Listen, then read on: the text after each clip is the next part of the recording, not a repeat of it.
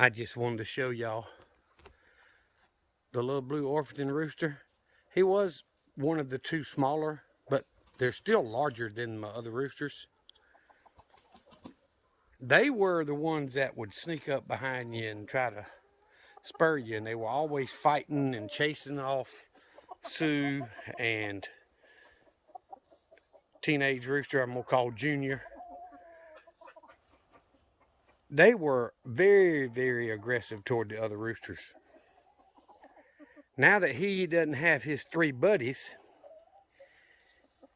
twice today I've seen Junior chasing him, and twice today I've seen Sue chase him. So as of right now, he's at the bottom of the who's the boss list, and Sue will actually chase Junior, but I've also seen Junior chase Sue. So they kind of back and forth at each other, but they don't fight. Normally they'll chase each other a little bit, but I ain't seen them fight. But the little blue Orpington that is used to being one of the higher ups in the chain of command is now at the bottom of the list. I've seen a couple of the Wyandotte hens chasing. So it's amazing what getting rid of a few extra roosters will do to the pecking order. But they follow me everywhere, y'all. I went in and just filled up both feeders. The blue Orpington being the first pen was almost empty. And I knew it was low last night, but not low enough it had to have feed. And then today, it didn't have to have it, but it was pretty close. I've got both pens open, and this other pen was about half full. So they had access to feed. But I went ahead and filled up both feeders. And that old boy rooster, see, he saw Sue coming. He climbs up on the roost. Oh my goodness. Sue went from the bottom of the list to the top of the list. And that's kind of why I kept him. He's a barnyard mixed, but he's very, very gentle. I can pick him up and hold him. He doesn't fight me, he doesn't raise sand. My daughter picks him up. My son picks him up. My grandkids pet him. He does his job as far as breeding and let them know there's feed and all that stuff that he does, but he's not aggressive. That's the kind of rooster I want on mine, just because I don't like one that'll sneak up behind you. But we'll get to see him grow as a rooster now that the huge blue Orpington roosters are gone.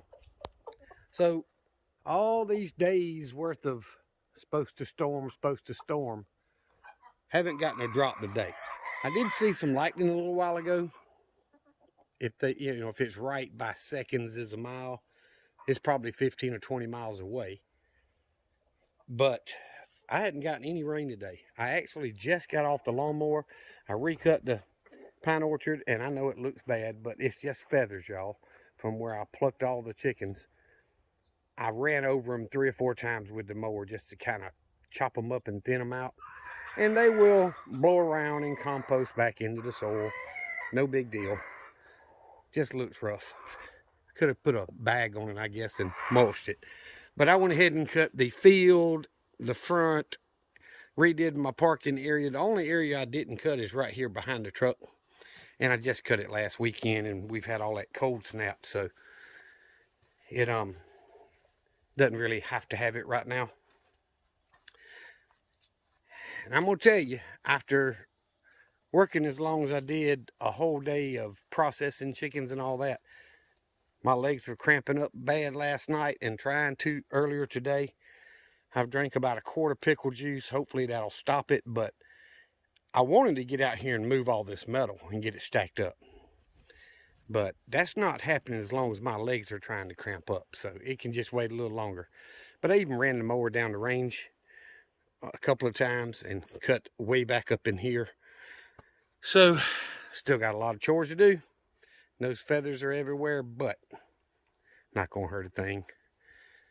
Everything's cut. I thought about next time I'm cutting, get the tripod out I don't use it very often. But and setting it up and just getting some video of me cutting that grass. I've had several comments over the last year and a half, 2 years. It's less than two, but still, about how pretty it looks and how nice, look, my place has got negatives like everybody else, and I'm doing it by myself, so it's kind of tough. I need to wash the back of the house. The rest of the house is fine. The back side is always a little shadier than the rest. I need to wash my solar panels. Got to get this metal up and get this old bed liner and stuff put up somewhere out of the way. I don't want it. If I find somebody that's got a bed like a 93 Ford, they can have it. It's even got the tailgate liner cover or whatever you want to call it. It's in good shape, doesn't have any holes in it. I just don't like them. They're plastic and doesn't let anything sit around in the bed. Like if you haul something, you got to strap it down tight because it will let everything slide off the back. And I like the way my truck looks without it. So still got to get that front tire seen about. It's not flat, it's just scalping extremely bad. I don't know if I've got a bad tire because all four are bought at the same time, and I've only got about 6,000 miles on them, and that tire is scalping worse than anyone I've ever seen with that few miles. The truck's not four-wheel drive, so that shouldn't be an issue. So that's why I haven't driven it. I didn't take it to church the last couple of weeks just because of that. I've got to get one of my kids or a friend or somebody to follow me to the shop so I can leave it there with him. I want to go ahead and get everything serviced, oil change, all that good stuff, while he figures out whether that's a bad tire or something else is going on with that side. Because when I bought the truck, I had a whole lot of front end work done, put new tie rod ends and all that good stuff. Plus, I had it aligned after all that was done. And like I say, these tires were new, so I shouldn't be having a problem out of those tires, especially that one. So, anywho, the mirror issues fixed where they've been vibrating ever since I bought it and shaking. And I live on a dirt road, so every little bump I hear the mirror go blah, blah, blah, blah, that got irritating. So that problem's been, I've got it fixed.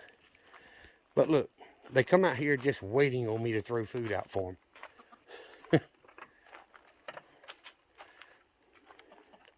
If I throw a little scratch, every one of them will run out here. And before I did the butchering, I'd throw a full 2-cup scoop, and then sometimes another half a cup or a cup at the other end. It'd be gone in 20-30 minutes. But since I don't have, quite as many, now I'm throwing out about 1 cup and then a little half to a quarter cup on somewhere else, so they split up a little bit. But just hadn't got used to seeing with fewer chickens, I guess.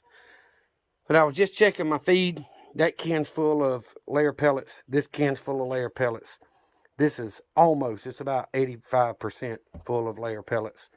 I emptied that one today. That one's full of Start and Grow crumbles. The one up under there still full of rabbit pellets. And this is a little over half, maybe 2/3 of scratch. So I've still got enough feed to last. One can lasts me, will probably last 3 months with the number of chickens I've got now.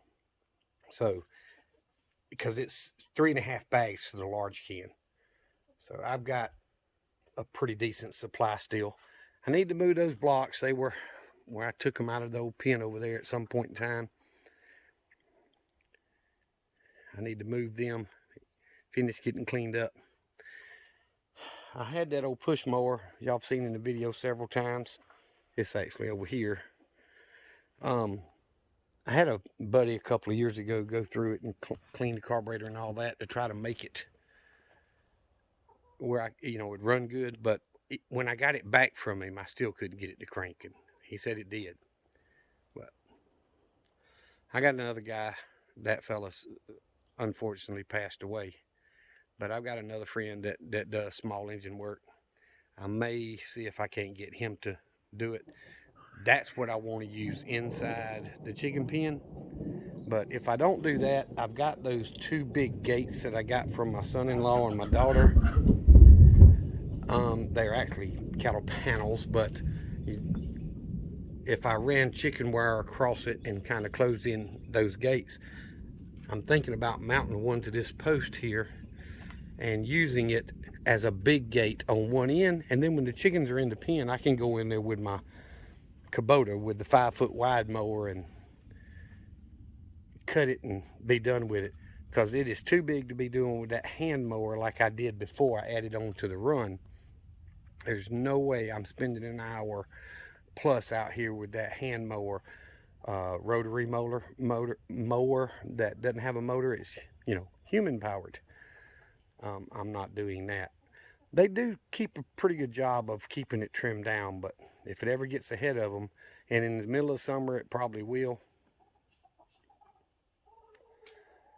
So anyway, I may do that. I may cut the wire here, take it off at that post, and then, or between the two wood posts, something like that, and put a gate up to where I can open it and have plenty of room to get my mower and tractor, whatever, in and out of there.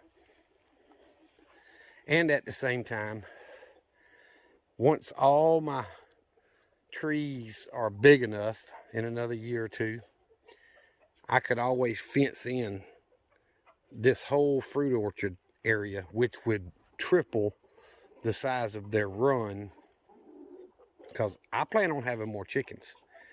I know that's the majority content of my channel, and I appreciate you guys watching, but I plan on having more. Crap hits the fan, and the way it's going, the economy's tanking. Our money's not going to be worth anything. You're going to need something to barter with, and eggs and chickens are great barter items, not to mention they provide food for you in the form of eggs. And when they stop laying or you get too many roosters, you can butcher like I did yesterday and put those chickens in the freezer to eat. So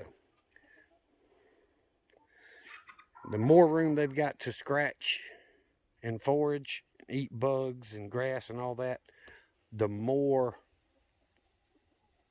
or the less feed you have to give them. So still planning on getting a couple dozen more pullets when they're available.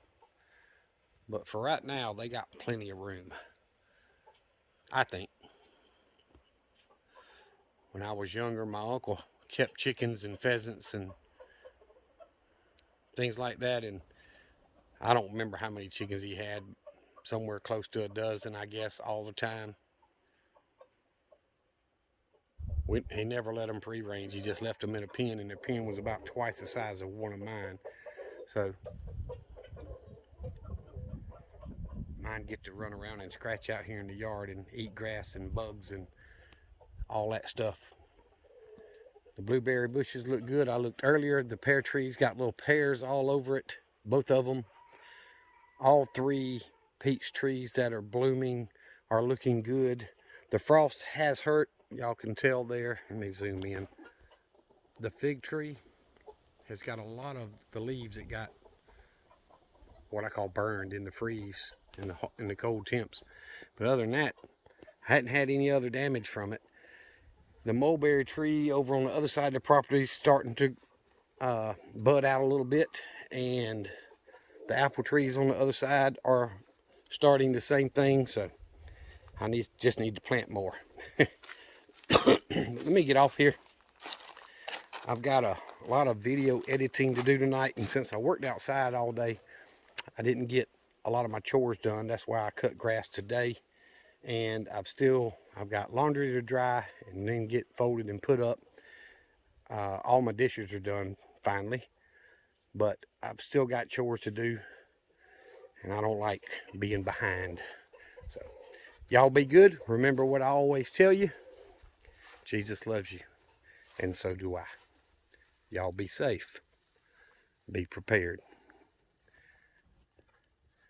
I don't know if y'all can tell or not, but looks like I got a glare on the camera from that But Sparky's doghouse, you know, we put the big one over there. And there's some straw in it. I had straw in his little smaller one too.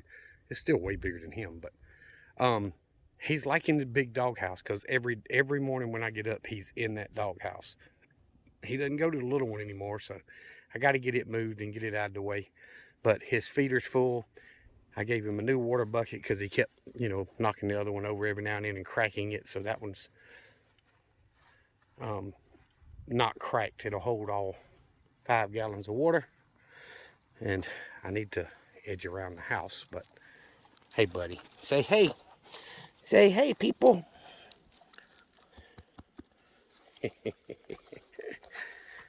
He's a good dog, y'all. I don't know why he was abandoned on the dirt road, but he's a good dog. He acts dumb sometimes, but he's actually pretty smart. And if somebody's acting or fooling around out here close by, he lets me know it. So, y'all be good. Say bye, Sparky. Quit bouncing.